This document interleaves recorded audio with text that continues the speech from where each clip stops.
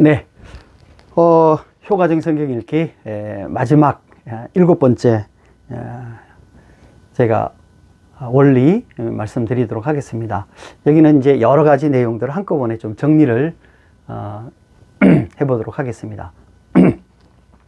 이 7번째 원리의 첫 번째 말씀을 드릴 것은, 우리가 주로 이제 복음서 읽을 때에, 특별히 공간복음 읽을 때에 공간복음에 어떤 한 사건이 있으면 그 사건이 예를 들어서 각 기록자마다 마태, 마가, 누가가 조금 다르게 기록을 했습니다. 그러니까 우리가 일반적으로 그거를 이제 뭐 마태의 신학, 누가의 신학 이렇게 이제 표현을 하거든요. 자, 그런데 그게 왜냐하면은 이제 그 관점인 거죠. 관점인 거니까 뭐 예를 들어서 우리가 부자 청년의 얘기, 그러니까 부자 청년의 얘기가 나와 있는데, 다른 복음서에서는 부자 청년이 예수님께서 그럼 너 재산을 다 나누어서 줘라, 그리고 나를 따르라 이렇게 얘기했더니 다른 두 복음서에서는 청년이 고민하면서 갔다 이렇게 돼 있거든요. 근데 누가복음은 뭐라고 돼 있냐면은 청년이 고민했다 까지만 있어요. 갔다라는 말이 없습니다. 이게 사실은 성경을 읽으면서 우리가 간과하기 쉬운 내용이에요. 네. 그러니까 우리가 두 성경의 같은 이제 우리가 볼 때 에피소드인 경우에 그것이 어떤 경우는 상당히 좀 그러니까 예수님의 사역의 일찍 부분, 그러니까 이런 사역에다가 일어나게 적어 놓은 것도 있고, 어떤 사역은 이제 좀 늦게 이렇게 적어 놓은 것이 있습니다. 그 비교는 대부분이 이제 공간복음과 요한복음의 차이예요. 왜냐하면 요한복음은 예수님께서 예루살렘에 왔다 갔다 6월절을 계기로 한 3번 내지 4번 왔다 갔다 했다라는 걸로 이제 나와 있으니까 사실은 몇 번째 왔을 때냐 이렇게 이제 생각하게 되는데, 사실은 그 공간복음은 그런 시간적인 개념이 없어요. 그러니까 지리적 개념만 있지, 지리적 공간적 개념만 있지 시간적 개념은 없단 말이에요. 큰 틀에서 보면 이제 그러니까 이제 그런 것도 우리가 생각해 볼 수 있는 거죠. 예를 들어서 성전 청결 사건, 우리가 보면 요한복음은 매우 앞에 나타나 있어요. 근데 다른 성경에 보면 늦게 나타나 있습니다. 늦게 나타날 수밖에 없는 게 뭐냐면 예루살렘에 들어가신 것이 늦게 기록이 되어 있잖아요.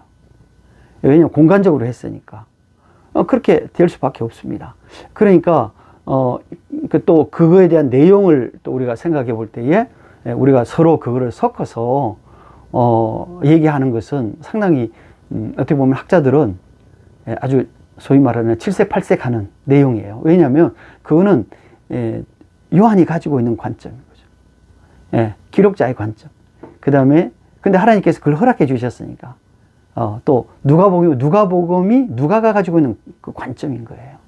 네, 그러기 때문에 그거를 섞어서 우리가 설교를 할 때 사용한다든지 이렇게 하는 것은 아닌 거예요. 네, 그래서 만약에 다른 복음서에 있는 것을 조금 다른 내용인데 사용하고 싶으면 누가복음이 이렇게 기록되어져 있습니다. 그래서 우리가 비교해 보면 이렇습니다. 이렇게 설명을 할 수는 있어요. 네, 그러나 그거를 뭐 섞어 가지고 한 번에 잡탕으로 만들어서 쓰는 거는 굉장히 조심해야 될 부분 중에 하나다. 특별히 이 복음서를 전공한 우리 학자들은 아주 싫어하는 그런 내용이라는 거 여러분께 꼭 좀 말씀을 좀 드리고 싶습니다. 자, 그 다음에 이제 우리가 생각해 볼 수 있는 것은 성경의 그 본문에 우리가 자주 등장하는 단어, 개념 이런 게 있죠. 그러니까 그거는 정확하게 우리가 이해를 해 나가는 것이 중요합니다. 우리가 앞부분에서 처음 시작할 때 시작하는 단어, 그죠? 그 다음에 개념, 키워드, 그러니까 이런 것들을 우리가 좀 잘 확인해야 된다고 생각을 했는데, 만약에 내가 어떤 누구에게 얘기를 해주고 싶어요. 근데 그 개념이 매우 중요합니다. 네, 그러면 그 단어를 많이 쓰겠죠. 그렇지 않습니까? 그 단어를 많이 쓰게 돼 있습니다.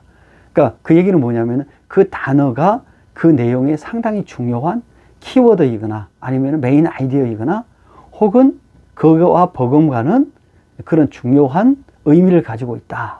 이렇게 우리가 생각할 수 있는 거죠. 얼마든지 그렇지 않겠습니까? 제가 이게 조금 에피소드를 하나 얘기를 해보면요. 제가 이제 그 목회할 때 사람들하고 이렇게 얘기를 해보면 그러니까 우리 인생에서 참 중요한 것이 뭔가 이렇게 얘기를 해보면 대부분 사람들은 뭐라고 얘기하냐면은 행복입니다 이렇게 얘기합니다. 그러니까 여러분도 그렇게 보통 생각하시죠. 네. 근데 그 당시는 이제 저는 그 정도까지 제가 막 성숙하지 않아서 그런지 우리가 인생을 하나님께 헌신하고 뭐 복음을 위해서 살고 막 이런 쪽으로 생각을 했는데 그게 아니고 대부분의 사람들은 내가 행복한 것입니다 이렇게 돼 있어요. 그래서 제가 고민을 많이 했죠. 과연 행복? 만약에 우리가 성경을 읽으면서 행복이란 단어가 많이 나와 있다면 그건 하나님께서 굉장히 강조하는 것이죠. 그렇지 않겠습니까? 근데 성경을 찾아보면 행복이란 단어가 몇 개 없어요. 이스라엘의 너는 행복한 자로다. 뭐 등등 한 서너 개밖에 없습니다. 그러니까 제가 이제 갈등을 이제 하게 된 거죠. 어떻게 보면 상당히 목회적 갈등인 거죠. 네. 그러다가 이제 제가 시편, 제가 책에서 낸 시편 책에도 이제 그 내용을 언급을 했지만 시편을 이제 공부하면서 1편에 복 있는 사람은 이렇게 돼 있어요. 아힐레이 아이시 이렇게 돼 있단 말이에요. 그러니까 그 말의 의미가 뭐냐면 행복한 사람은 이런 뜻이라. 이런 뜻이라고 제가 수업 시간에 배운 거예요. 제가 그때에 제가 고민하고 있는 상당히 많은 문제들이 해결이 되어 버린 거죠. 왜냐하면 실제로 그 시편이 얘기하고자 하는 것은 행복한 사람은 어떤 삶을 사는가 하는 거예요. 제가 정의할 때에, 시편을 정의할 때에. 그러니까 행복한 사람은 어떻게 사는가? 복 있는 사람은 악인의 길을 쫓지 아니하고 죄인의 길에 서지 아니하고 오만한 자의 자리에 앉지 아니하고 여호와의 말씀을 율법을 주야로 묵상하는 자로다. 이렇게 되어 있거든요. 그러니까 그 얘기는 뭐냐면 그렇게 함으로써 행복해지는 것이 아니라 이미 행복한 사람은 이라는 이제 의미를 가지고 있는 거거든요. 어쨌거나 그래서 행복이라는 말이 그게 시편에 나와 있는 그 복이라는 말의 의미는 행복이라는 말의 의미라는 것을 알게 된 거죠. 네. 그러니까 결국은 뭐겠어요? 시편은 하나님께서 우리에게 허락하신 하나님과의 관계를 갖고 있는 그 행복한 사람들의 삶의 모습, 어떻게 사는가 하는 것이 곧 뭐다? 행복한 사람의 삶의 모습이다. 이렇게 이제 알게 된 거죠. 네, 그러니까 그게 제가 이렇게 그 시편을 정의할 수 있는 이유는 뭐겠습니까? 시편에 수많은 뭐가 나와 있다? 행복이라는 단어가 나와 있다. 이게 이런 거죠. 네, 그래서 우리가 뭐 일반적으로 우리가 다 얘기합니다만 어쨌든 자주 등장하는 단어와 자주 등장하는 개념, 그러니까 이것이 결국은 그 안에 있는 그 에피소드나 패러그래프를 지배하는 매우 중요한 어떤 그러니까 키워드다, 아이디어다, 이렇게 우리가 생각을 해볼 수 있는 것이죠. 자, 그 다음에 이제 하나 더 얘기를 해보면요, 이 성경은 누가 쓰셨습니까? 하나님이 쓰신 거죠. 모든 성경은 그러니까 하나님께서 우리에게 감동을 주셔서, 성령께서 우리 감동을 주셔서, 네. 그 다음에 우리 인간이 썼지만 인간은 뭐예요? 기록자인 거죠. 네. 성경의 저자가 아니죠. 우리가 그 성경에 있는 이름 붙여진 예를 들어서 바울 서신, 그럼 바울이 저자는 아닌 거죠. 왜냐하면은 성령께서 그로 하여금 이거를 쓰게 하셨으니까 저자는 성령이 하나님이시고 바울은 뭐예요? 기록자인 거예요. 네. 그런 측면에서 우리가 생각을 해보면 결국은 이 성경은 창세기부터 계시록까지 뭐를 나타내고 있습니까? 하나님의 마음. 그렇죠. 하나님의 마음, 우리를 향한 하나님의 마음이 어떠하다. 네? 그리고 하나님 관계가 깨어진 우리들을 향해서 하나님께서 계획하고 계시는 것에 대한 그 비밀을 예언자들을 통해서 말씀하시고 그것을 예수 그리스도께서 이 땅에 오셔서 이루시고, 그리고 마지막 날에 그 모든 것이 완성되어지는 그런 내용을 적은 거잖아요. 그러니까 그 안에 뭐가 다 들어있습니까? 하나님의 내용, 하나님의 마음, 하나님의 섭리. 그러니까 이게 들어가 있는 거죠. 그렇다면 우리가 생각해 보세요. 가끔 글쎄 뭐 남자들은 그런 얘기 들을 일이 별로 없는데, 아마 여자 우리 성도님들이나 우리 전도사님들은 혹시 어머니에게 그런 얘기를 들으셨을 수도 있어요. 야, 너도 자식 낳고 키워봐라, 이런 거죠. 그러니까 그 얘기는 뭐겠어요? 너는 지금 내 마음 잘 모른다, 그러니까 이런 얘기 아니겠어요? 너도 나중에 자식 놓고 키워보면 내 마음을 알게 될 거다. 그렇죠. 우리가 성경 읽으면서 놓치지 말아야 될 매우 중요한, 어쩌면 매우 중요한 게 가장 중요한 관점이 뭐냐면은 하나님의 마음으로 이거를 읽어야 된다는 거예요. 하나님의 마음으로. 네, 그래서 그래야지만 이 저자의 마음을 이해하고 저자의 마음으로 이 글을 읽을 때에 가장 정확하게 이 글의 의미를 파악할 수 있다. 이렇게 우리가 이제 보는 거죠. 네, 그래서 우리가 항상 성경 읽을 때 하나님의 마음, 우리가 기도하면서 하나님, 제가 말씀을 읽습니다.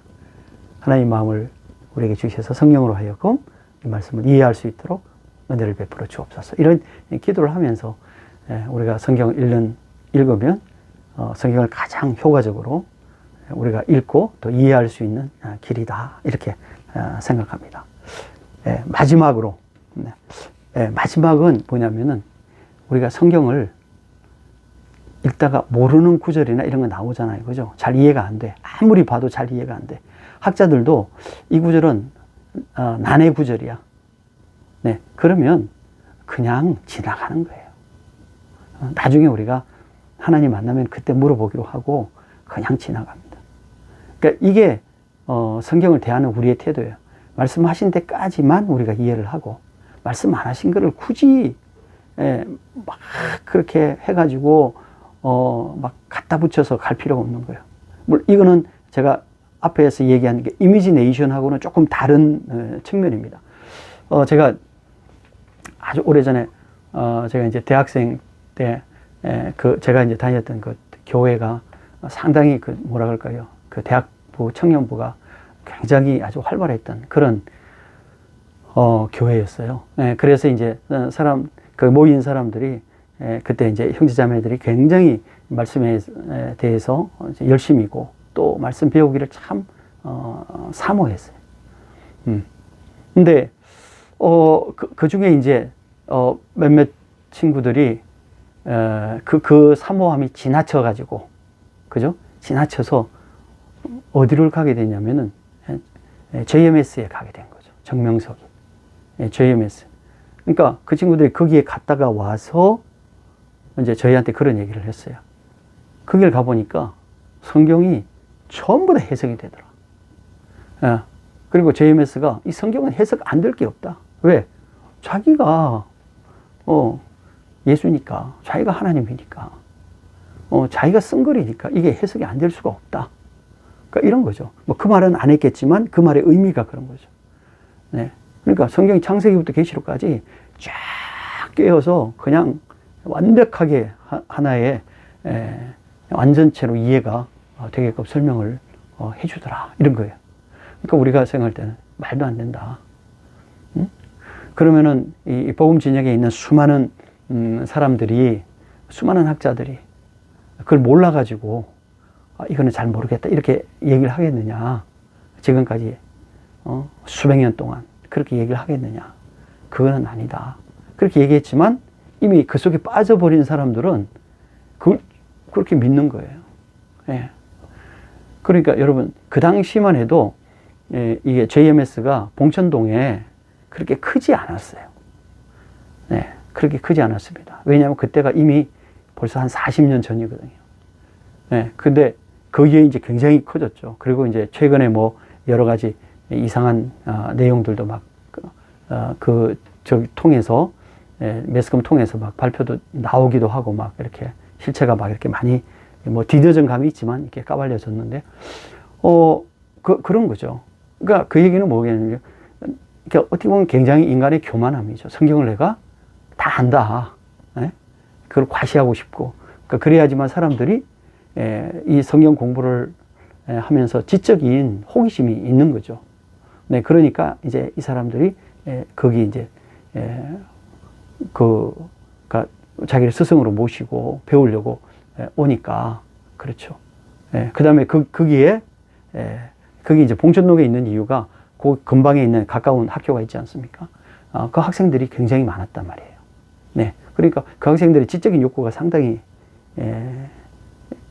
크니까 그렇게 이제 되어버린 거죠. 네, 그러니까 이런 것들을 우리가 생각해 보면 성경을 굳이 그렇게 막 껴 맞춰가지고 성경을 자꾸 해석하려고 하는 것은 바람직하지 않다. 이런 겁니다. 따라서 성경에 대해서 우리가 모르는 거는 우리가 모른다. 라고 솔직하게 나도 시인하고 내가 확인을 하려고 노력을 해봤는데 이게 잘 안 되더라. 그래서 우리가 성도들에게 얘기하는 게 뭐 그렇게 큰 흠이겠어요. 네. 그래서 그렇게 해서 솔직하게 우리가 이거는 잘 모르겠다. 그 다음에 사실은 내가 많이 공부해봤는데 이런 정도밖에 모르겠다. 이렇게 하는 이런 겸손한 태도가 필요한 거죠. 한때 많은 사람들이 되게 막 이렇게 추종이라고 그래야 되나? 추종했던 그 목사님이 있습니다. 지금은 그러니까 이제 소천을 해서 그분에 관해서 더 막 그렇게 얘기하는 거는 조금 신뢰가 될 수도 있습니다만, 어쨌거나, 이제 한동안 그분 설교를 듣는 게 굉장히 유행을 했어요. 네. 그랬는데, 저도 그래서 하도 이제 저희 학생들이 그분에 관한 얘기를 많이 하니까 저도 조금은 알아야 되겠다 싶어서 그분의 이제 설교를 몇 편 이렇게 들어봤어요. 들어보면서, 몇 가지 제가 이제, 느낀 거가 있습니다. 네. 첫 번째가 뭐냐면은, 그분이, 정말 유아독존이에요. 예. 그러니까 지금까지 연구했던 학자들의 연구는 그냥 아무것도 아닌 거예요. 예. 그러니까 본인이, 요새 그런 노래도, 예전에 그런 노래도 있지 않습니까? 내가 제일 잘 나가. 내가 갖고 있는 이 견해가 다른 사람들이, 했던 얘기, 이렇게 막 유명한 학자들 이렇게 책 읽어보니까 정말 별 볼 일 없다는 거예요. 네.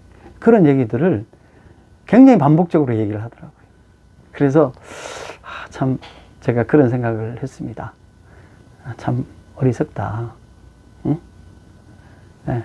그 안에 있는 교인들은 그거를 믿어줄지는 모르겠지만, 사실은, 밖에 있는, 수많은 사람들이 과연 그거를, 그 목사님의 말을 그렇게 믿을까? 참 교만하다. 그러니까 이런 생각을, 하게 된 거죠. 예. 그러니까 두 번째는, 이제, 그러다 보니, 사실은 말씀을 해석하고 하는데 굉장히 뭐라 그럴까요? 그냥, 지나친 확신, 이런 거, 있는 거예요. 네. 이게 아니면 다른 거는 아무것도 아니에요. 네. 네.